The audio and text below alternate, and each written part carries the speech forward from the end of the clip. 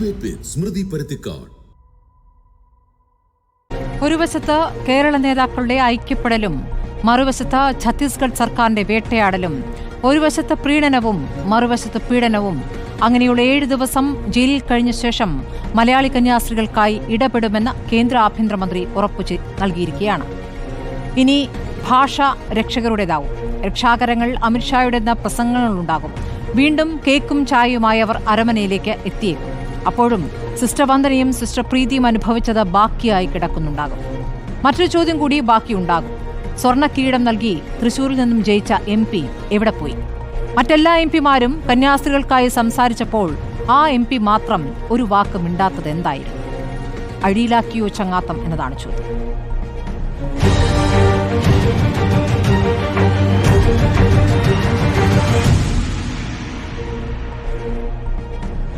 Doctor V Sivadasan MP CPM-ൽ നിന്നും, യുവരാജ് ഗോകുൽ BJP-യിൽ നിന്നും, ഫാദർ ഫിലിപ്പ് കവിയിൽ കത്തോലിക്ക Congress director, Joseph Mathew sister വന്ദനയുടെ സഹോദരൻ എന്നിവരാണ് ചർച്ചയിൽ ഉള്ളത്. അത് ഞാൻ MP-യിലേക്ക് പോവുകയാണ്. ശ്രീ ശിവദാസ്, ഇന്ന് പ്രതിപക്ഷ MP-മാർ ആഭ്യന്തരമന്ത്രിയെ കണ്ടിട്ടുണ്ട്. ആഭ്യന്തരമന്ത്രി നൽകിയ ഉറപ്പെന്താണ്? ആഭ്യന്തരമന്ത്രിയെ ഞങ്ങൾ MP-മാർ കാണുകയുണ്ടായി. അദ്ദേഹം പറഞ്ഞിട്ടുള്ള ഈ കേസിൽ ഇടപെടുമെന്നും അവിടെ യാതൊരു വിധത്തിലും പ്രശ്നമില്ലാത്ത നിലയിൽ അവരെ ജയിൽ മോചിതരാക്കുന്നതിന് വേണ്ടിയുള്ള എല്ലാ സഹായവും അദ്ദേഹം വാഗ്ദാനം ചെയ്യുകയുണ്ടായി. നടപ്പിലാക്കപ്പെടുമെന്നാണ് പ്രതീക്ഷിക്കുന്നത്. പക്ഷെ അങ്ങനെ പറയുമ്പോഴും ഇവിടെയുള്ള വിഷയം എന്താണെന്ന് പറഞ്ഞാൽ, രാജ്യത്താകെ ന്യൂനപക്ഷങ്ങൾക്കും ഈ സർക്കാരിനെതിരായി നിലപാടെടുക്കുന്ന ആളുകൾക്കുമെതിരായിട്ടുള്ള അതിരൂക്ഷമായിട്ടുള്ള അക്രമം രാജ്യവ്യാപകമായി നടന്നുകൊണ്ടിരിക്കുകയാണ്. ഛത്തീസ്ഗഡിൽ ജയിലിലടക്കപ്പെട്ട നമ്മുടെ പ്രിയപ്പെട്ട സിസ്റ്റേഴ്സ്, അവർ ജയിലിൽ അനുഭവിക്കേണ്ടി വരുന്ന മാനസിക പ്രയാസത്തെക്കുറിച്ചും അവർക്ക് നേരിടേണ്ടി വരുന്ന അതിരൂക്ഷമായിട്ടുള്ള വേദനാകരമായിട്ടുള്ള അനുഭവങ്ങളെക്കുറിച്ചും എല്ലാം ഇതിനകം തന്നെ വിവരിക്കപ്പെട്ട് കഴിഞ്ഞതാണ്. ഇത് ആദ്യത്തെ അനുഭവമാണ്. എത്ര കാലമായി ഇത് തുടങ്ങിയിട്ട്? 1992 ഡിസംബർ മാസം 6-ാം തീയതി ബാബരി മസ്ജിദിന്റെ മകുടങ്ങൾ അടിച്ച് തകർത്തിട്ടുള്ള ഭീകര സംഘം അതിന്റെ താണ്ഡവം തുടരുകയാണ്. 99-ൽ ഗ്രഹാം സ്റ്റെയിൻസിനെ ഒഡീഷയിൽ ചുട്ടുകൊന്ന, കുടുംബത്തെ ചുട്ടുകൊന്നവരുടെ നൃത്തം. 2002-ൽ അത് 1054 മനുഷ്യർ കൂട്ടക്കുരുതിക്ക് വിധേയമാക്കപ്പെട്ടു എന്ന് ഔദ്യോഗികമായി പറയപ്പെടുന്ന ഗുജറാത്തിൽ 2000-ലധികം ആളുകൾ കൊല ചെയ്യപ്പെട്ടു എന്ന് അനൌദ്യോഗികമായ കണക്കുള്ള ഗുജറാത്തിന്റെ അനുഭവത്തിലൂടെ നാം വീണ്ടും കണ്ടു. അകലേക്ക് കൊല ചെയ്യപ്പെട്ട ഉത്തർപ്രദേശിൽ നിന്ന് ഉത്തരാഖണ്ഡിൽ അരുങ്കൊല ചെയ്യപ്പെട്ട ആദിവാസി യുവാവിലൂടെ നാം ഈ ഭീകരത കണ്ടുകൊണ്ടിരിക്കുകയാണ്. മധ്യപ്രദേശിൽ 4 പേർ ഒരുമിച്ച് കൊല ചെയ്യപ്പെട്ട അനുഭവം നാം കേൾക്കുകയുണ്ടായി. ഇങ്ങനെ രാജ്യത്തിന്റെ വിവിധ ഭാഗങ്ങളിൽ അരുങ്കൊലകൾ തുടരുന്നു.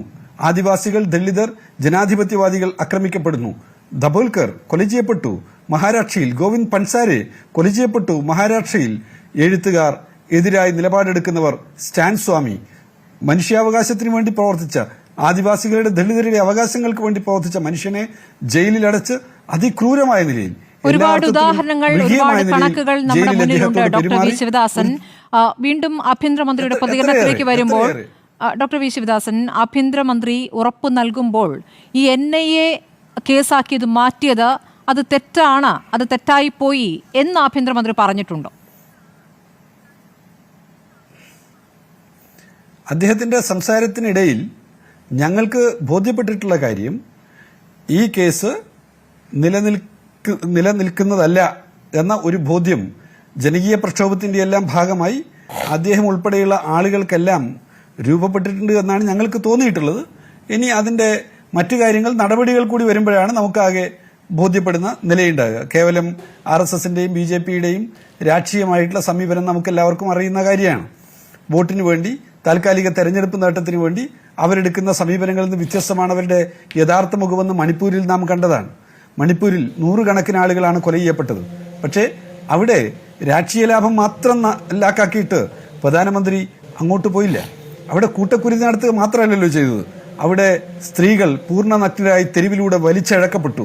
അവരുടെ വീഡിയോ എടുത്ത് രാജ്യമാകെ പ്രചരിപ്പിച്ചു.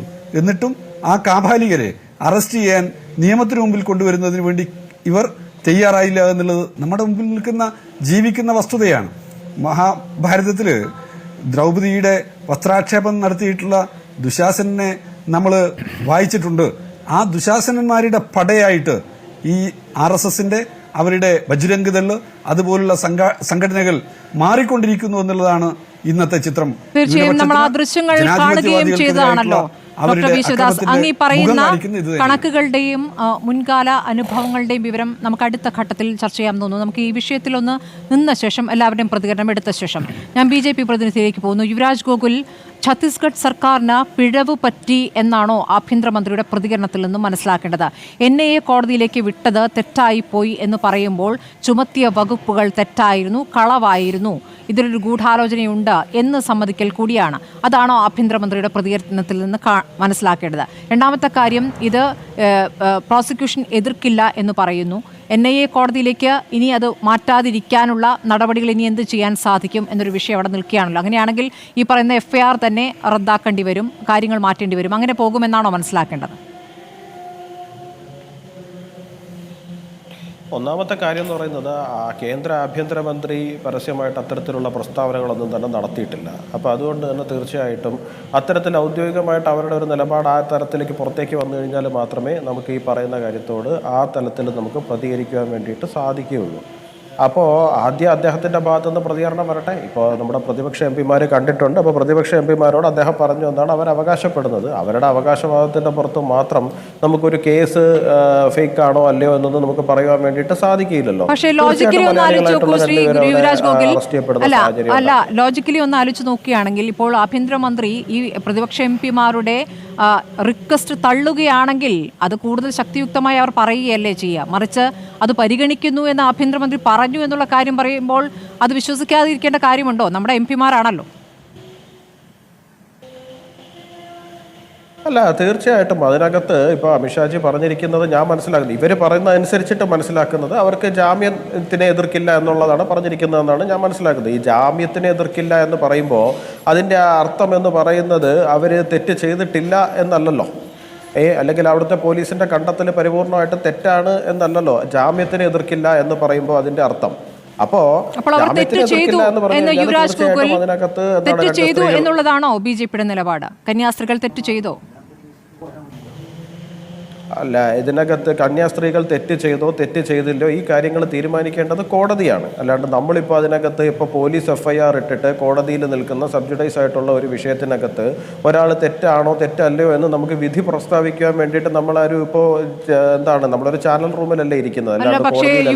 നമ്മൾ എല്ലാ വിഷയങ്ങളും അങ്ങനെയല്ലേ ചർച്ച ചെയ്യാറുള്ളത്? ഒന്നുകിൽ കോടതിയുടെ മുന്നിലേക്ക് എത്തുന്നത്, അല്ലെങ്കിൽ കേസ് എടുത്തത്, അതിൽ അന്തിമ തീരുമാനം വരിക, കോടതിയുടെ അന്തിമ വിധി വരിക, അതുവരെയാണോ നമ്മൾ വിഷയങ്ങളിൽ പ്രതികരിക്കാറുള്ളത്? മാത്രമല്ല, നിങ്ങളുടെ സംസ്ഥാന അധ്യക്ഷൻ പറഞ്ഞിരിക്കുന്നത് കന്യാസ്ത്രീകൾ തെറ്റ് ചെയ്തിട്ടില്ല എന്നാണ്.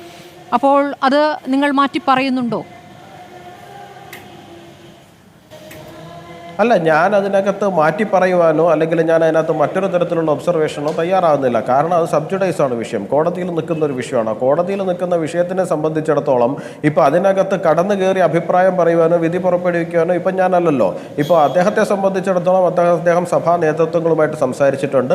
സഭാ നേതൃത്വങ്ങൾ അദ്ദേഹത്തിന് വാക്ക് നൽകിയിട്ടുണ്ട്, അവർ തെറ്റായിട്ടുള്ള ഒരു കാര്യങ്ങളും ചെയ്തിട്ടില്ല എന്ന്. ആ ബോധ്യത്തിൻ്റെ അടിസ്ഥാനത്തിലാണ് അദ്ദേഹം പൊതുജനത്തിനോട് പറഞ്ഞിരിക്കുന്നത് അവർ തെറ്റ് ചെയ്തിട്ടില്ല എന്നുള്ള ബോധ്യം വ്യക്തിപരമായിട്ട് എനിക്കുണ്ട് എന്നുള്ള കാര്യം.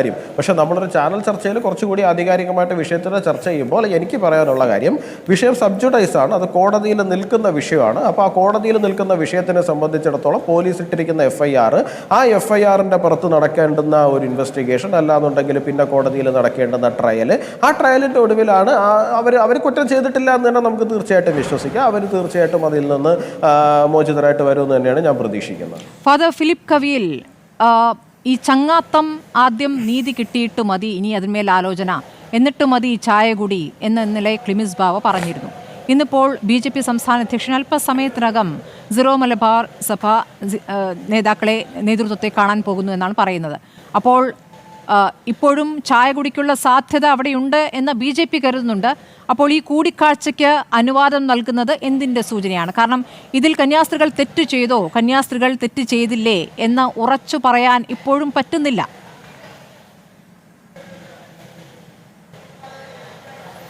കൂടിക്കാഴ്ചകൾക്കുള്ള സാധ്യതകൾ നിലനിൽക്കുന്നു എന്ന് പറയുന്നത് ശുഭോദർക്കമല്ലേ? നമ്മളുടെ വിഷയം അവരോട് സംസാരിക്കാൻ സാധിക്കാതെ വന്നാൽ പിന്നെ നമുക്ക് സംസാരിക്കാൻ പോലും ഒരു സാധ്യതയില്ലല്ലോ. അതുകൊണ്ട് നമ്മളെ എതിർക്കുന്നവരോട് നമ്മൾ മിണ്ടുകയെന്നല്ല പറയേണ്ടത്, അവരോട് അവരെ കൺഫ്രണ്ട് ചെയ്യുക തന്നെ ചെയ്യണം. അവരെ നമ്മളുടെ നിരപരാധിത്വം ബോധ്യപ്പെടുത്തുക, നമ്മളുടെ മേൽ വ്യാജമായി ചുമത്തിയിരിക്കുന്ന ആരോപണങ്ങളുടെ നിജസ്ഥിതി അവരെ ബോധ്യപ്പെടുത്താനുള്ള ഒരു ബാധ്യത കൂടി നമുക്കുണ്ട്. അതുകൊണ്ട് BJP നേതാക്കളെ നമ്മൾ കാണില്ലെന്നോ അവരോട് മിണ്ടില്ലെന്നോ അല്ല അതുകൊണ്ട് ഉദ്ദേശിക്കുന്നത്. അവരോട് നമ്മൾ കൃത്യമായി മുഖത്ത് നോക്കി കാര്യങ്ങൾ പറയും. അത് ഈ രാജ്യത്തെ ഓരോ പൗരൻ്റെ അവകാശമാണ്. നമ്മൾ നീതി നിഷേധത്തിനെതിരെ, അതായത് പൗരൻ്റെ ഭരണഘടനാപരമായ അവകാശങ്ങൾ വളരെ വ്യക്തമായും നഗ്നമായി ലംഘിച്ചിരിക്കുന്ന ഈ സാഹചര്യത്തിൽ ഇവിടെ മതാധിപത്യമല്ല വേണ്ടത്, ജനാധിപത്യമാണ് വേണ്ടത്. ഈ ജനാധിപത്യ ഇന്ത്യയിൽ ഭരണഘടനയ്ക്കാണ് പ്രാധാന്യം. ഇന്ത്യൻ ഭരണഘടന ഓരോ മതവും വിശ്വസിക്കാനും അത് പ്രാവർത്തികമായി ജീവിക്കുവാനും അത് പ്രചരിപ്പിക്കുവാനുള്ള അവകാശം കൊടുക്കുന്നിടത്തോളം കാലം, ആർട്ടിക്കിൾ 25 ഞാൻ ഉദ്ദേശിക്കുന്നത്, ആ അനുവാദം ഉള്ളിടത്തോളം കാലം ഒരു മതത്തിനും മറ്റൊരു മതത്തിനും ഇല്ലായ്മ ചെയ്യാൻ ഇവിടെ സാധിക്കുകയില്ല. അതുമാത്രമല്ല, ഭൂരിപക്ഷത്തിൻ്റെ ആൾക്കൂട്ടത്തിൻ്റെ വിചാരണയല്ല ഇവിടെ വേണ്ടത്, നിയമവാഴ്ചയാണ് വേണ്ടത്. ഈ നിയമവാഴ്ചയ്ക്ക് എതിരായിട്ട് ആര് പ്രവർത്തിച്ചാലും അത് ഇന്ത്യൻ ഭരണഘടനയ്ക്കെതിരായുള്ള ഒരു പ്രവർത്തനമായിരിക്കും. ഇപ്പോൾ ഇവിടെ ഒഡീഷയിൽ സംഭവിച്ചിരിക്കുന്നത് ഭാരത ജനാധിപത്യത്തിൻ്റെ ഹൃദയത്തിനേറ്റിരിക്കുന്ന ഏറ്റവും വലിയ മുറിവാണ്. ഇത് ഇന്ത്യയിൽ മാത്രമല്ല, ലോകം മുഴുവൻ ഇപ്പോൾ ചർച്ച ചെയ്തു തുടങ്ങിയെന്നത് നിങ്ങളൊക്കെ രാജ്യാന്തര മാധ്യമങ്ങളിലെ വാർത്തകളിൽ നിന്ന് ശ്രദ്ധിച്ചു കാണുമായിരിക്കും. ഇത് ഓരോ ഇന്ത്യക്കാരനും അപമാനമാണ്. കാരണം നിരപരാധികളായ 2 സാധു കന്യാസ്ത്രീകളെ അവരെ ഒളിച്ചും പാത്തും പോയിരുന്നില്ല. അവരവരുടെ സന്യാസ വസ്ത്രത്തിൽ പരസ്യമായിട്ട് അവിടെ ചെന്നതാണ്. അവിടെ ചെന്നിട്ട് അവിടെ ജോലിക്ക് വന്ന കുട്ടികളെ കൂട്ടിക്കൊണ്ടു പോകാൻ ചെന്നു. ഇനി അതിലെന്തെങ്കിലും കള്ളത്തരം ഉണ്ടായിരുന്നെങ്കിൽ അവർ ഒളിച്ചും പാത്തുമൊക്കെ അല്ലേ പോകേണ്ടത്? അങ്ങനെയാണോ ചെയ്തത്? ഈ നാട്ടിൽ സ്വതന്ത്രമായിട്ട് സഞ്ചരിക്കാനുള്ള അവരുടെ സ്വാതന്ത്ര്യത്തെ ഹനിച്ചു. അവരുടെ മതവേഷം ധരിച്ച് യാത്ര ചെയ്യാനുള്ള സ്വാതന്ത്ര്യത്തെ ഹനിച്ചു. എന്തുമാത്രം ആക്രോശമാണ് ഇനി ചങ്ങാത്തം എന്ന് പറയുന്നതിൽ ഒരു കടുത്ത നിലപാടുണ്ട്. ഞങ്ങളുടെ പ്രതിഷേധമായിട്ട് ആ പ്രതികരണത്തെ കാണേണ്ടി വരും എന്നൊരു സൂചന. തീർച്ചയായും. പക്ഷേ താങ്കൾ ഇന്ന് പറയുന്നതിൽ ഒരു വിട്ടുവീഴ്ചയും ഈ പറയുന്ന ഒന്ന് പൂർത്തിയാക്കിക്കോട്ടെ. ഈ ഭരണഘടന എന്താണ് എന്നും ഭരണഘടന നൽകുന്ന അവകാശങ്ങൾ എന്താണ് എന്നും അറിയാത്ത കൂട്ടരല്ല ഇപ്പോൾ അതിൻ്റെ ലംഘകരായി നടക്കുന്നത്. അത് അങ്ങേക്കും അറിവുള്ളതാണ്. അപ്പോൾ ഇതിലൊരു നിങ്ങളുടെ ഒരു വിട്ടുവീഴ്ച താഴ്ന്നു കൊടുക്കലാണോ എന്ന അങ്ങയുടെ പ്രതികരണത്തിൽ നിന്നൊരു സംശയം. കാരണം ഈ കന്യാസ്ത്രീകളെ പോയി കണ്ട ആനി രാജ പറയുകയാണ്, ചെരുപ്പിടാതെ തറയിൽ കിടത്തി ആണ് ഈ 60 വയസ്സ് കഴിഞ്ഞ കന്യാസ്ത്രീകളെ അവിടെ ട്രീറ്റ് ചെയ്യുന്നത് ജയിലിൽ. അവർക്ക് മരുന്നുണ്ട്, അവർക്ക് ആ മരുന്ന് എടുക്കാൻ പറ്റിയിട്ടില്ല. കാരണം ഒരു ദിവസം കൊണ്ട് തിരിച്ച് ആഗ്രയിൽ പോയി ഈ പെൺകുട്ടികൾക്ക് അവരെ ജോലിയിൽ പ്രവേശിപ്പിക്കാമെന്ന് കരുതി വന്നവരാണ്. അവർ ആ മരുന്ന് കൊണ്ടുവന്നിട്ടില്ല. ചിലർക്ക് മുട്ടുവേദനയുണ്ട്. 2 പേർക്കും വാദത്തിൻ്റെ അസ്കിതയുള്ളവരാണ് 2 കന്യാസ്ത്രീകളും. അവർക്ക് ആ കൊന്ത കഴുത്തിൽ ധരിക്കാൻ പാടില്ല. അവരത് പോക്കറ്റിൽ വെച്ചിരിക്കുകയാണ്. എത്രത്തോളം അവകാശ ലംഘനങ്ങൾ ആണ് അവിടെ നടക്കുന്നത്, മനുഷ്യത്വരഹിതമായ കാര്യങ്ങളാണ് അവിടെ നടക്കുന്നതെന്ന് കണ്ട ശേഷം ആനി രാജ ഇന്ന് എഴുതിയതാണ്. അപ്പോൾ ഇതാണ് അവിടെ സംഭവിച്ചുകൊണ്ടിരിക്കുന്നത്. താങ്കൾ ഈ പറയുന്നത് ഇത് നടാടെയുള്ള സംഭവമല്ല. കണക്കുകൾ നമ്മുടെ മുന്നിലുണ്ട്. ക്രിസ്ത്യൻ ഹ്യൂമൻ റൈറ്റ്സ് തന്നെ എടുത്ത കണക്കുകൾ നമ്മുടെ മുന്നിലുണ്ടല്ലോ, 98 മുതലുള്ള കണക്കുകൾ. അപ്പോൾ ചില ഘട്ടങ്ങളിൽ പ്രതികരിക്കുന്നു. ഈ ദൃശ്യങ്ങൾ, നമ്മൾ കണ്ട ആക്രോശങ്ങൾ, അതൊക്കെ പുറത്തു വരുമ്പോൾ അതിൽ പ്രതികരണത്തിലേക്ക് എത്തുന്നു. പക്ഷെ അപ്പോഴും ഒരു വിട്ടുവീഴ്ചയുടെ സ്വരമുണ്ടോ എന്നൊരു സംശയം ഫാദർ ഫിലിപ്പ് കവി. ഇല്ല, ഒരു കാരണവശാലും ഇല്ല, ഒരു വിട്ടുവീഴ്ചയില്ല. ജനാധിപത്യ ധ്വംസനത്തിനെതിരെ, മതേതരത്വ ചിന്തകൾക്കെതിരെയുള്ള ഏത് പ്രവർത്തനത്തെയും ഞങ്ങൾ ഏത് സമയത്തും എതിർക്കും. അതിൽ യാതൊരു വെള്ളം ചേർക്കലും ഡൈല്യൂട്ട് ചെയ്യുന്ന പ്രശ്നമില്ല. ഇപ്പോൾ കാസർഗോഡ് ഡിസ്ട്രിക്റ്റിൽ ചിറ്റാരിക്കാൽ എന്ന പ്രദേശത്ത് വലിയ ജനാവലിയെ അഭിസംബോധന ചെയ്ത് പ്രതിഷേധ പ്രകടനം ഉദ്ഘാടനം ചെയ്തിട്ടാണ് ഞാനിവിടെ വരുന്നത്. നിങ്ങളുടെ റിപ്പോർട്ടർ TV-യിലത്തെ ആളുകൾ തന്നെ അവിടെ ഉണ്ടായിരുന്നു. നിങ്ങൾക്കത് നോക്കാം. യാതൊരുവിധ വെള്ളം ചേർക്കലുമില്ല. സത്യത്തിന് വേണ്ടി അനീതി കാണിച്ച എല്ലാവർക്കും എതിരായിട്ട് ഞങ്ങൾ ശബ്ദിക്കും. അത് ക്രിസ്ത്യാനികളെന്നൊന്നുമില്ല. ഇവിടെ ഏത് മതന്യൂനപക്ഷത്തിൽപ്പെട്ടവരെ അടിച്ചമർത്താൻ നോക്കിയാലും അതിനെതിരെ പ്രവർത്തിക്കുവാൻ ക്രിസ്ത്യാനികളുണ്ടാവും. ഈ നാട്ടിലെ ജനാധിപത്യവും മതേതരത്വവും സംരക്ഷിക്കപ്പെടണം. ഈ ആർഷഭാരതത്തിൻ്റെ ചരിത്രം അതല്ലേ കാണിക്കുന്നത്. ഈ ഹൈന്ദവ സഹോദരങ്ങൾക്കെതിരല്ല ഞങ്ങൾ. അത് ഞാൻ കൃത്യമായിട്ട് പറയാം. നമ്മളിതിൽ കൃത്യം മനസ്സിലാക്കണം. ഹൈന്ദവ സഹോദരങ്ങൾ എല്ലാവരും ഈ ചിന്താഗതിയുള്ളവരാണെന്ന് ഞങ്ങൾ വിചാരിക്കുന്നില്ല. ഇത് ഹിന്ദുത്വ തീവ്രവാദികളായിട്ടുള്ള ബജറംഗ് ദൾ, VHP തുടങ്ങിയ ആളുകളാണ്. വിശ്വ ഹിന്ദു പരിഷത്തിൻ്റെ ചില വക്താക്കൾ കഴിഞ്ഞ ദിവസം തന്നെ ഇതേ ചാനൽ ചർച്ചയിൽ വെച്ച് യാതൊരു ബുദ്ധിക്കും നിരക്കാത്ത വിധത്തിൽ അവരുടെ മത മതവൈര്യം വെറി പ്രകടിപ്പിക്കുന്നത് നിങ്ങൾ തന്നെ കേട്ടതല്ലേ. അതിന് ഞങ്ങൾ എതിർക്കുന്നു. അത് ഞങ്ങൾ ശക്തിയുക്തം അതിനെതിരായിട്ട് പ്രവർത്തിക്കും. നീതിക്ക് വേണ്ടി അവസാനം വരെ ഞങ്ങൾ നിലകൊള്ളും. ഇതിൻ്റെ അകത്ത് യാതൊരു മായം ചേർക്കലോ വെള്ളം ചേർക്കലോ ഒന്നുമില്ല. ഞാൻ അങ്ങിലേക്ക് വരാം. ജോസഫ് മാത്യു സിസ്റ്റർ വന്ദനയുടെ സഹോദരനാണ്. ശ്രീ ജോസഫ് മാത്യു, താങ്കൾ അവിടെ പോയതാണ്, ഛത്തീസ്ഗഡിൽ പോയതാണ്, സഹോദരിയെ കണ്ടതാണ്.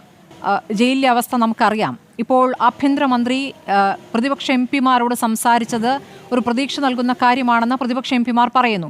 അങ്ങേക്ക് എന്താണ് വിവരം ലഭിച്ചത്? അങ്ങയോട് എംപിമാർ സംസാരിച്ചോ? താങ്കളുടെ സഹോദരിയുമായി പിന്നെ ബന്ധപ്പെടാൻ സാധിച്ചു?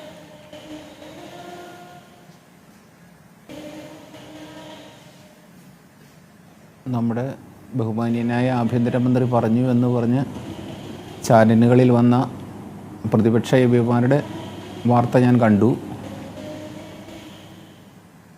ഞാൻ ഇന്നലെ സഹോദരിയെ കണ്ടു, സംസാരിച്ചു.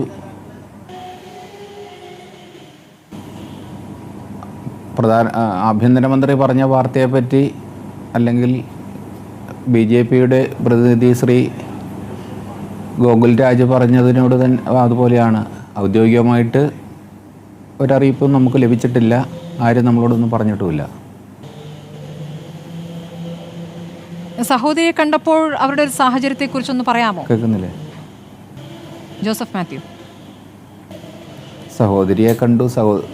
സഹോദരി ഞങ്ങളോട് ചോദിച്ചത് എന്ന് എനിക്ക് പുറമേക്ക് പോകാമെന്നാണ്. അതായത് ഇന്നല്ലെങ്കിൽ നാളെ പോകാം. അതായത് അവർ 1-2 ദിവസം കഴിഞ്ഞ്, അത് ഇതിന് വലിയ ഗൗരവമുള്ള കേസൊന്നുമല്ല, ചെറിയ എന്തോ ഒരു പ്രശ്നമാണ്. അവിടെ അത്രയും ബഹളം നടന്നു, അതിലവർക്കും ഭയമുണ്ടായിരുന്നു. എങ്കിൽ തന്നെ നീതി പെട്ടെന്ന് ലഭിക്കും, അവരൊരു തെറ്റും ചെയ്തിട്ടില്ല, അതുകൊണ്ട് പെട്ടെന്ന് നീതി ലഭിക്കുമെന്നായിരുന്നു അവർ കരുതിയിരുന്നത്. ഇത് ഓരോ ദിവസവും നീണ്ടുപോകും തോറും അവർക്ക് ആശങ്ക കൂടുകയായിരുന്നു. പിന്നെ ഇന്നലെ ഞങ്ങൾ NIA കോടതിക്ക് വിട്ടതിന് ശേഷമാണ് ഞങ്ങൾ സഹോദരിയെ കാണുന്നത്. പക്ഷേ ജാമ്യം കിട്ടിയില്ല, നാളെ കിട്ടുമെന്ന് സഹോദരിയോട് പറഞ്ഞു. NIA കോടതിയിലേക്ക് പോകണം ജാമ്യത്തിനെന്നുള്ള വിവരം ഞങ്ങൾ സഹോദരിയോട് പറഞ്ഞിട്ടില്ല. അത് അവരറിഞ്ഞിട്ടുണ്ടോ എന്ന് എനിക്കറിയാൻ പാടില്ല. ആരും ഞങ്ങൾ പറഞ്ഞില്ല. ഇപ്പോൾ ഹൈക്കോടതിയെ സമീപിക്കാനാണല്ലോ തീരുമാനം. ഹൈക്കോടതിയെ സമീപിക്കാനാണല്ലോ തീരുമാനം. അതെ അതെ, ഇന്ന് CBCIയുടെ നിർദ്ദേശമനുസരിച്ച് വക്കീൽ ഇടപാടാക്കിയിട്ടുണ്ടെന്ന് ഞങ്ങളെ ബിഷപ്പ് ഹൗസിലേക്ക് വിളിപ്പിച്ചിരുന്നു. അപ്പോൾ അവിടെ വെച്ച് വികാരി ജനറാളിനെ കണ്ടു, ബഹുമാനപ്പെട്ട പിതാവിനെ കണ്ടു. അപ്പോൾ ഞങ്ങൾ ഈ വിവരം CBCI എടുത്തിരിക്കുന്ന നടപടികൾ എല്ലാം ഞങ്ങളോട് പറഞ്ഞു. വക്കീലിനെ ചുമതലപ്പെടുത്തിയിട്ടുണ്ട്. നാളെ രാവിലെ ഹൈക്കോടതിയിൽ ജാമ്യാപേക്ഷ നൽകുമെന്ന് പറഞ്ഞിട്ടുണ്ട്. ശരി, ഈ മന്ത്രി ജോർജ് കുര്യൻ്റെ പ്രതികരണമൊക്കെ അങ്ങ് കണ്ടു കാണുമല്ലോ. അദ്ദേഹം പറഞ്ഞിരിക്കുന്ന ഉത്തരവാദപ്പെട്ടവർക്ക് പറ്റിയ വീഴ്ചയാണ്, അതായത് കന്യാസ്ത്രീകൾക്കും വീഴ്ച പറ്റിയിരിക്കുന്നു, ഈ കേസ് കൈകാര്യം ചെയ്ത അഭിഭാഷകനും വീഴ്ച പറ്റിയിരിക്കുന്നു, മാധ്യമങ്ങൾ ആണ് ഈ കാര്യങ്ങൾ വഷളാക്കിയത് എന്ന രൂപത്തിലൊക്കെ പ്രതികരിക്കുന്നുണ്ടായിരുന്നു. അങ്ങേക്ക് ഇതോട് പ്രതികരിക്കാം. എന്താണ് മന്ത്രി പറഞ്ഞത്? താങ്കളും കേട്ടിരിക്കുമല്ലോ. മാഡം, കന്യാസ്ത്രീകൾക്ക് വീഴ്ച പറ്റിയെന്ന് ഒന്ന്. അതെ, കന്യാസ്ത്രീകൾക്ക് വീഴ്ച പറ്റിയെന്ന്. കന്യാസ്ത്രീകൾക്കും വീഴ്ച പറ്റിയിരിക്കുന്നു, ഈ പറഞ്ഞ കേസ് കൈകാര്യം ചെയ്ത അഭിഭാഷകർക്കും വീഴ്ച പറ്റിയിരിക്കുന്നു, അത് വേണ്ട രീതിയിൽ കൈകാര്യം ചെയ്തില്ല എന്നുള്ളതാണ്. എന്താണ് അദ്ദേഹം ഉദ്ദേശിക്കുന്നത് അദ്ദേഹത്തിന് മാത്രമേ അറിയുകയുള്ളൂ. ഏതായാലും അനുകൂലമായൊരു പ്രതികരണമല്ല ഉണ്ടായിട്ടുള്ളത്. അതെ, ശരി മാഡം, ഞാൻ പറഞ്ഞോട്ടെ. പറയൂ. കന്യാസ്ത്രീകൾക്ക് വീഴ്ച പറ്റി എന്ന് പറഞ്ഞാൽ ഞാൻ മനസ്സിലാക്കുന്ന കാര്യം കന്യാസ്ത്രീകൾ തെറ്റ് ചെയ്തു എന്നാണ്. കന്യാസ്ത്രീകൾക്ക് വീഴ്ച പറ്റിയെന്ന് ഞാൻ കേട്ടിട്ടില്ല. ഇപ്പം മാഡം ചോദിച്ച ചോദ്യത്തിനാണ് ഞാൻ ഉത്തരം പറയുന്നത്. അങ്ങനെ കന്യാസ്ത്രീകൾക്ക് വീഴ്ച പറ്റിയെന്ന് ആരെങ്കിലും പറഞ്ഞാൽ അതിന് ഉത്തരം അവർ പറഞ്ഞിരിക്കുന്ന കന്യാസ്ത്രീകൾ തെറ്റ് ചെയ്തു എന്ന്. പക്ഷേ ഞാൻ ഇന്നലെ പോയപ്പോൾ അവർ പറഞ്ഞ അവരുടെ ഭാഗത്ത് യാതൊരു തെറ്റുമില്ല. അതായത് ഞങ്ങളെല്ലാവരും ഉറച്ചു വിശ്വസിക്കുന്ന ഒരു കാര്യമാണ് അവർ തെറ്റ് ചെയ്തിട്ടില്ല എന്ന്. അവരാരെങ്കിലും ഒരാളെ സഹായിക്കാനായിട്ട് ഒരു ജോലി കൊടുത്തോ എന്തെങ്കിലും ഒരു ആശ്വാസ വാക്ക് പറഞ്ഞാൽ അവർ സേവനമാണ് അവരുടെ ലക്ഷ്യം. അപ്പം ഇത് ഞാൻ ഒരിക്കലും വിശ്വസിക്കുന്നില്ല. കന്യാസ്ത്രീകൾക്ക് തെറ്റുപറ്റി വീഴ്ച പറ്റിയെന്ന് ഞാൻ വിശ്വസിക്കുന്നില്ല. ഇത് ആര് പറഞ്ഞു എന്ന് ഞാൻ കൂടുതലായിട്ട് ഇപ്പോൾ വാർത്തകളൊന്നും കാണലില്ല. ചാനലിൽ വരുന്ന എല്ലാ കാര്യങ്ങളും അറിയില്ല. ശ്രീ ജോസഫ് മാത്യു, ജോർജ് കുര്യൻ ഒരു സഹമന്ത്രിയാണ്, കേരളത്തിൽ നിന്ന് പോയതാണ്, ക്രിസ്ത്യൻ വിഭാഗത്തിന്റെ ഒരു പ്രതിനിധിയുമാണ്. അപ്പോൾ അദ്ദേഹത്തിൽ നിന്നും കുറച്ചുകൂടി അനുകൂലമായ ഒരു പ്രതികരണം നിങ്ങൾ സ്വാഭാവികമായി പ്രതീക്ഷിക്കുമല്ലോ, അതുകൊണ്ടാണ് ഞാൻ ചോദിച്ചത്. മാഡം, ഞാൻ ഈ പ്രതികരണം എൻ്റെ ശ്രദ്ധയിൽപ്പെട്ടിട്ടില്ല. അപ്പം ഞാൻ ജോർജ് കുര്യൻ സാർ പറഞ്ഞതായിട്ട് ആരെങ്കിലും അങ്ങനെ പറഞ്ഞാൽ അത് തികച്ചും തെറ്റാണ് എന്നേ എനിക്ക് പറയാൻ പറ്റുള്ളൂ. ആരെങ്കിലും അങ്ങനെ പറഞ്ഞെങ്കിൽ അത് തെറ്റാണ്. ജോർജ് കുര്യൻ സാർ പറഞ്ഞത് ഞാൻ കേട്ടിട്ടില്ല. ശരി ശരി, ആ പ്രതികരണം അങ്ങേക്ക് കേൾപ്പിക്കാം. ഞാൻ ഇടവേളയ്ക്ക് ശേഷം മടങ്ങി. ജോസഫ് മാത്യു, ഞാനൊന്ന് മന്ത്രിയുടെ പ്രതികരണം കേൾപ്പിക്കാം. മജിസ്ട്രേറ്റ് കോടതിയിൽ ഒരു ജാമ്യാപേക്ഷ പോയി. അത് ഈ കോൺഗ്രിഗേഷൻ്റെ അതായത് Assisi sisters of Mary Immaculate ചുമതലപ്പെടുത്തിയ ആളല്ല.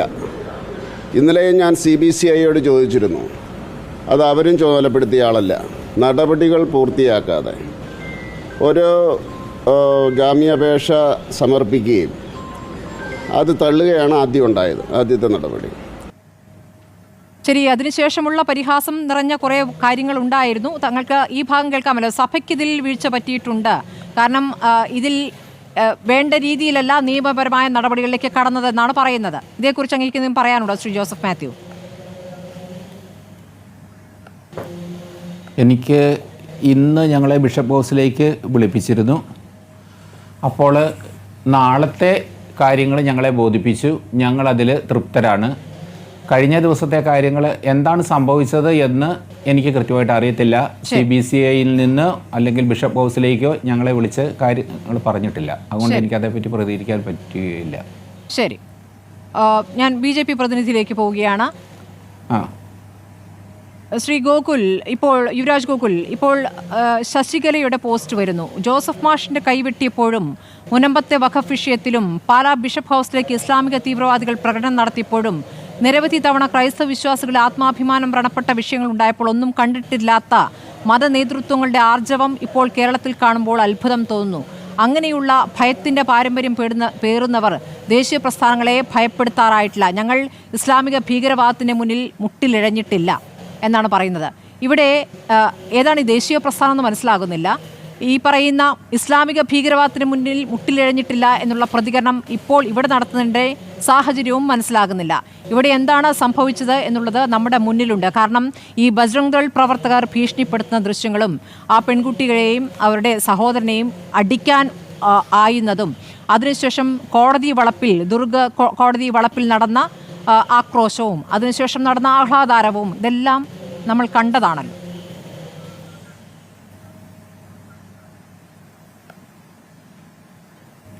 ദേശീയ പ്രസ്ഥാനം ഏതാണെന്ന് മനസ്സിലായില്ല എന്നുണ്ടെങ്കിൽ ഞാൻ മനസ്സിലാക്കുന്നിടത്തോളം അത് വിശ്വ ഹിന്ദു പരിഷത്താണ്.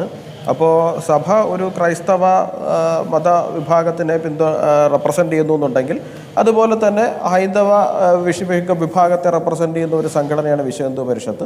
ഇപ്പോൾ വിവിധ തരത്തിലുള്ള സഭകളുണ്ട്. ഒരു സഭയെ മറ്റൊരു സഭ അംഗീകരിക്കണമെന്നില്ല. അതുപോലെ തന്നെ ഇപ്പോൾ വിശ്വ ഹിന്ദു പരിഷത്തിന് എല്ലാ ഹിന്ദുക്കളും അംഗീകരിക്കണമെന്നില്ല. പക്ഷേ അതുപോലെ തന്നെ ഇപ്പോൾ എന്താണ് NSS ഒരു വിഭാഗം ഹിന്ദുക്കളുടെ റെപ്രസെൻ്റ് ചെയ്യുന്നതാണ്. SNDP മറ്റൊരു വിഭാഗം ഹിന്ദുക്കളെ റെപ്രസെൻ്റ് ചെയ്യുന്നതാണ്. വിശ്വ ഹിന്ദു പരിഷത്ത് കുറച്ചുകൂടി വിശാലമായിട്ട് ഇന്ത്യ ഒട്ടുക്ക് ദേശീയ പ്രസ്ഥാനം എന്നുള്ള നിലയിൽ നിൽക്കുന്ന ഒരു പ്രസ്ഥാനമാണ്. അപ്പോൾ തീർച്ചയായിട്ടും അവരുടേതായിട്ടുള്ള നിലപാടുണ്ടാവും. അവരുടെ അത് പറയേണ്ടതുണ്ടോ?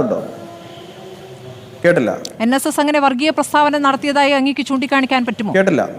NSS ഒരു വർഗീയ പ്രസ്താവന വർഗീയ പ്രസ്താവന മതേതര പ്രസ്താവന അല്ലല്ല ഇപ്പൊ വർഗീയ പ്രസ്താവനയ്ക്കും മതേതര പ്രസ്താവനയ്ക്കും ഒന്നും സർട്ടിഫിക്കറ്റ് കൊടുക്കേണ്ട ആൾക്കാരും ഇവിടെ ഇല്ലല്ലോ. അപ്പൊ അതുകൊണ്ട് പ്രസ്താവനകൾ അതാത് നേതൃത്വങ്ങൾക്ക് അവരവരുടെ ഇഷ്ടത്തിനനുസരിച്ചിട്ടായിരിക്കും നടത്തുക. ഇപ്പൊ SNDP കുറച്ച് നാളായിട്ട് നടത്തിക്കൊണ്ടിരിക്കുന്ന പ്രസ്താവനകളെ കുറിച്ചിട്ട് സ്മൃതി തന്നെ വാദോരാതെ എത്രയോ ഡിബേറ്റിലിരുന്ന് വിമർശിച്ചുകൊണ്ടിരിക്കുന്നുണ്ട്. കുറെ ആൾക്കാർ അതിനെ അംഗീകരിക്കുന്നുണ്ട്. അപ്പോൾ ഓരോ സംഘടനകളെ സംബന്ധിച്ചിടത്തോളം അവരുടെ നിലപാട് അവർക്ക് പറയുവാനുള്ള സ്വാതന്ത്ര്യവും അവകാശവും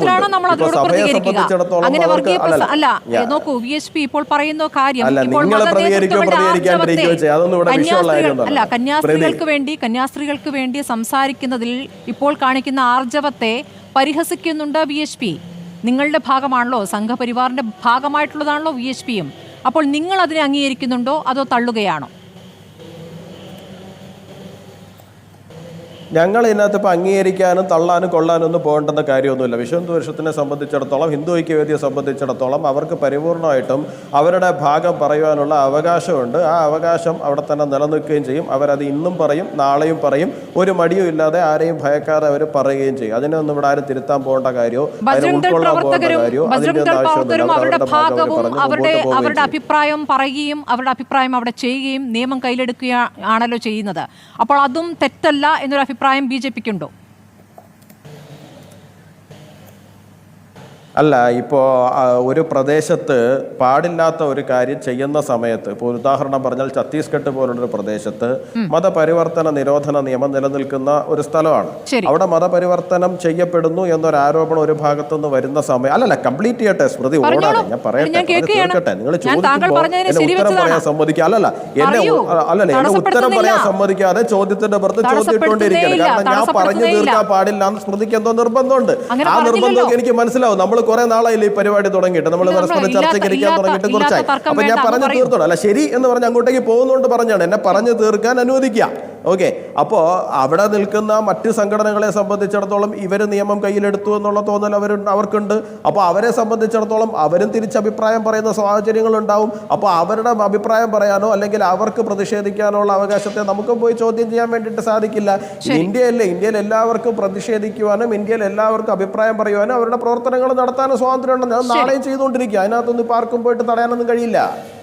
യുവരാജ് ഗോകുൽ, ഛത്തീസ്ഗഡിലെ മതസ്വാതന്ത്ര്യ നിയമം പറയുന്നത് എന്താണ്? അങ്ങൊന്ന് വിശദീകരിക്കാമോ?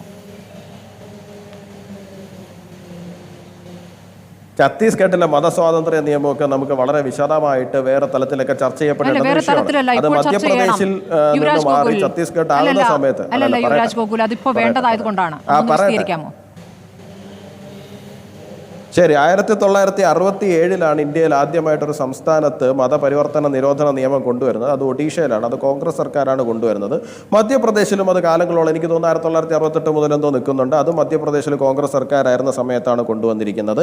അത് പിന്നെ മധ്യപ്രദേശ് മാറിയിട്ട് ഛത്തീസ്ഗഡ് എന്ന് പറയുന്ന സംസ്ഥാനം രൂപീകരിക്കുന്ന സമയത്ത് അജിത് ജോഗിയുടെ നേതൃത്വത്തിലുള്ള കോൺഗ്രസ് സർക്കാരാണ് അത് കൊണ്ടുവന്നിരിക്കുന്നത്, അവിടെ ആദ്യം ഭരണത്തിൽ വന്നിരിക്കുന്നത്. അവരും അപ്പോൾ അവിടെ മതപരിവർത്തന നിരോധന നിയമം തുടരാൻ തന്നെയാണ് അവരും തീരുമാനിച്ചിരിക്കുന്നത്. ആ നിയമം തന്നെയാണ് ഇപ്പോഴും അവിടെ നിലനിൽക്കുന്നത്. അപ്പോൾ അവിടെ നിർബന്ധിച്ച് മതപരിവർത്തനം ചെയ്യുന്നു തോന്നലുണ്ട് എന്നുണ്ടെങ്കിൽ, അല്ലാന്നുണ്ടെങ്കിൽ അത്തരത്തിലുള്ള ആരോപണങ്ങൾ വരുന്നുണ്ടെങ്കിൽ തീർച്ചയായിട്ടും അവിടുത്തെ നിയമത്തിന്റെ വഴിക്ക് പോകും. ശരി, അല്ലല്ല, നിയമത്തിന്റെ വഴിക്കല്ലല്ലോ പോകുന്നത്. നിയമം ആര് കൊണ്ടുവരുന്നു, ആരാണ് നടപ്പാക്കുന്നതൊക്കെ പ്രശ്നമാണല്ലോ. നിയമം നടപ്പാക്കാൻ ബജ്രംഗ് ദളിനെ ആരും ഏൽപ്പിച്ചിട്ടില്ലല്ലോ. തെറ്റിദ്ധരിപ്പിക്കൽ, പ്രലോഭനം, ഭീഷണി, അനാവശ്യ സ്വാധീനം, നിയമം നടപ്പിലാക്കാൻ റിപ്പോർട്ടർ TV ആരും ഏൽപ്പിച്ചിട്ടില്ല. സ്മൃതി പരുത്തിക്കാടിനെ ആരും ഏൽപ്പിച്ചിട്ടില്ല. അല്ലല്ല യുവരാജ് ഗോകുൽ, നമ്മൾ ബജ്രംഗ് ദളിനെ പറ്റിയാണ് പറയുന്നത്. ഇങ്ങനെ അക്ഷമനാക്കാതിരിക്കൂ. തെറ്റിദ്ധരിപ്പിക്കൽ, പ്രലോഭനം, ഭീഷണി, അനാവശ്യ സ്വാധീനം, നിർബന്ധം, വിവാഹം, വഞ്ചനാപര മാർഗങ്ങൾ എന്നിവയിലൂടെ മതത്തിൽ നിന്നും മറ്റു മതത്തിലേക്ക് പരിവർത്തനം ചെയ്യുന്നതാണ് നിർബന്ധിത മതപരിവർത്തനം. ഇവിടെ അതിൽ എന്താണ് സംഭവിച്ചിട്ടുള്ളത്? ഈ പറയുന്ന പെൺകുട്ടികൾ CSI സഭയിൽ നിന്നുള്ളവരാണ്. മതപരിവർത്തനം, നിർബന്ധിത മതപരിവർത്തനമുണ്ടോ? അവരുടെ പ്രതികരണം നമ്മൾ കണ്ടതാണ്. ഞങ്ങളെ നിർബന്ധിച്ചിട്ടില്ല, ഞങ്ങൾ സ്വന്തം ഇഷ്ടപ്രകാരം പോവുകയാണ്. അവർക്ക് ജീവിക്കാനുള്ള അതീവ ദരിദ്രമായ ചുറ്റുപാടിൽ നിന്നും ജീവിക്കാനുള്ള ഒരു വക കണ്ടെത്താനുള്ള സാഹചര്യം ഒരുങ്ങിയപ്പോഴാണ് അതിന് തടയിട്ടിരിക്കുന്നത്. അപ്പോൾ ഇതിലെവിടെയാണ് നിർബന്ധിതം നടന്നിരിക്കുന്നത്? അവർ ഒന്നാമത് ക്രിസ്ത്യൻസ് ആണ്, പിന്നെ എങ്ങനെയാണ് മതപരിവർത്തനം നടക്കുക? രണ്ടാമത്തെ കാര്യം, അവർ 18 വയസ്സ് കഴിഞ്ഞവരാണ്. അവരെ തട്ടിക്കൊണ്ടുപോകുന്ന എന്ന രീതിയിലേക്ക് ആ വകുപ്പ് മാറ്റുന്നു. ഇത്രയും ഗുരുതരമായ വകുപ്പുകൾ എങ്ങനെയാണ് ചുമത്തിയത്? അത് അവിടെ ബജ്രംഗ് ദൾ പറഞ്ഞതിനനുസരിച്ച് നിർബന്ധിതമായി രേഖകളിൽ ഒപ്പിടിച്ചു എന്നുള്ള വിവരങ്ങളടക്കം പുറത്തു വരികയാണ്. അപ്പോൾ താങ്കൾ ഈ പറയുന്ന കാര്യങ്ങൾ എങ്ങനെയാണ് നിലനിൽക്കുക? അപ്പുറത്ത് ഭീഷണി നമ്മൾ കാണുകയാണല്ലോ, ആ ദൃശ്യങ്ങൾ നമ്മൾ കാണുകയാണല്ലോ യുവരാജ് ഗോകുൽ. 3 ചോദ്യങ്ങളാണ്, അല്ലല്ല സ്മൃതി 3 ചോദ്യങ്ങളാണ് ചോദിച്ചാൽ 3 ചോദ്യങ്ങൾക്ക് വ്യക്തമായിട്ട് തന്നെ ഞാൻ മറുപടി പറയാം. ഒന്നാമത്തെ കാര്യം, ആദ്യത്തെ ദിവസം TTE ചോദ്യം ചോദിക്കുന്ന സമയത്ത് അവിടെ നിൽക്കുന്ന ഒരു പെൺകുട്ടി പറഞ്ഞത് എൻ്റെ അനുവാദം ഇല്ലാതെയാണ് എന്നെ കൊണ്ടുപോകുന്നത്, എനിക്ക് ഇഷ്ടമില്ലാതെയാണ് എന്നെ കൊണ്ടുപോകുന്നതെന്ന് ആ കുട്ടി പറഞ്ഞിട്ടുണ്ട്. ആ കുട്ടി പറഞ്ഞിരിക്കുന്ന മൊഴിയുടെ അടിസ്ഥാനത്തിലാണ് അവിടെ ആ കേസ് രജിസ്റ്റർ ചെയ്യപ്പെടുന്നതെന്നതാണ് ആദ്യം ഞാൻ മനസ്സിലാക്കുന്നത്.